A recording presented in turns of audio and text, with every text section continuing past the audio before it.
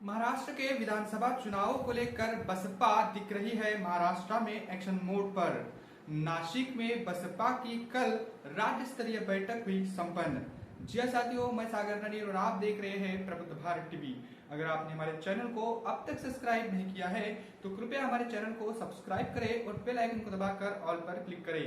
साथ ही हमारी इस रिपोर्ट को अपने दोस्त, परिवार और रिश्तेदारों में शेयर करना भी ना भूलें।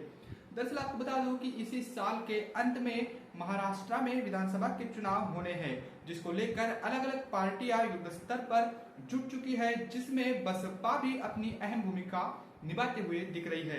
बता दूं कि कल बसपा की राज्य स्तरीय बैठक नासिक में संपन्न हुई, जिसमें बसपा के केंद्रीय समन्वयक बसपा के पूर्व राज्यसभा सांसद अशोक सिद्धार्थ आए हुए थे।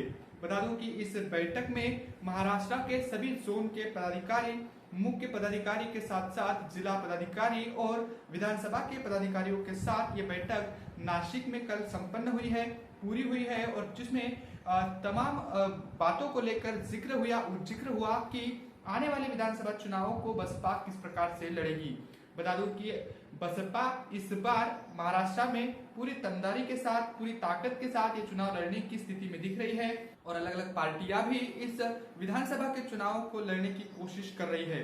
बता दूं कि बसपा अब तक महाराष्ट्र में कोई बड़ा रिजल्ट नहीं ला पाई, बावजूद इसके बसपा हर बार हर विधानसभा के चुनाव हो या फिर लोकसभा के, उसमें अपनी दमदारी के साथ वो चुनाव लड़ती आई है। इस बार बसपा काफी बड़े फेरबदल करके इस बार ये चुनाव लड़ने जा रही है। बता दूं कि इससे पहले बसपा के जो प्रदेश अध्यक्ष थे, उनके नेतृत्व में कई सारे चुनाव लड़े गए, लेकिन बसपा के हाल ही जो प्रदेश अध्यक्ष बनाए गए हैं एडवोकेट सुनील डोंगरे, इनके नेतृत्व में ये विधानसभा के चुनाव लड़े जाएंगे बहन जी के मार्गदर्शन में। और यहाँ के जो प्रदेश के अध्यक्ष है सुनील डोंगरे, इनके नेतृत्व में ये चुनाव लड़ा जाएगा।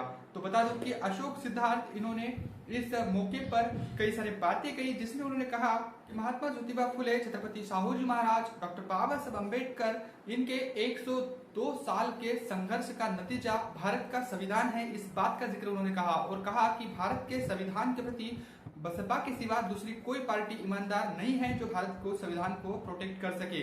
बता दूं कि बहुजन समाज पार्टी भारत के संविधान की रक्षा हेतु हमेशा सामने आई है, इसका जिक्र भी उन्होंने किया।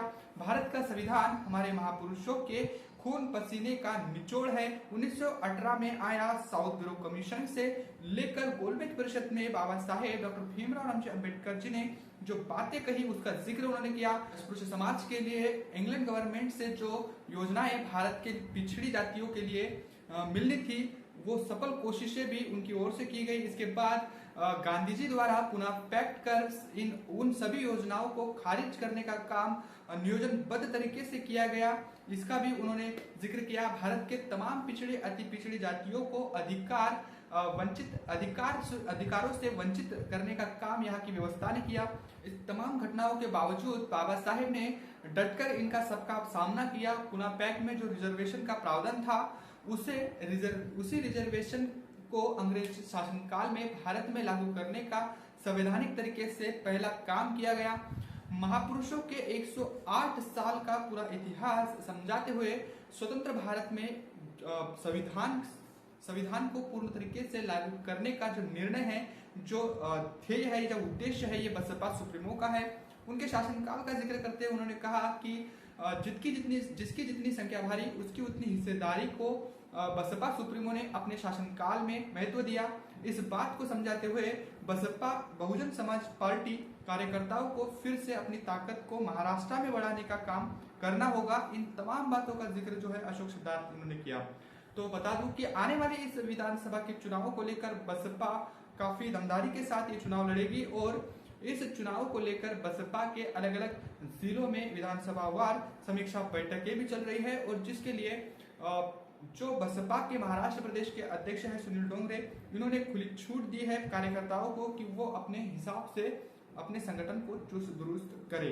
तो बता दूं कि इस मौके पर बसपा के सभी पदाधिकारी, जो स्टेट लेवल के पदाधिकारी है वो, और अलग अलग जोन के इंचार्ज भी इस मीटिंग में शामिल हुए थे। तो बसपा इस बार विधानसभा के चुनाव को लेकर महाराष्ट्र में क्या कुछ तैयारी करेगी और कितना अच्छा रिजल्ट इस बार ला पाएगी, इसके संबंध में आपको क्या कुछ लगता है, कमेंट करके जरूर बताएं। बने रहे प्रबुद्ध भारत टीवी के साथ।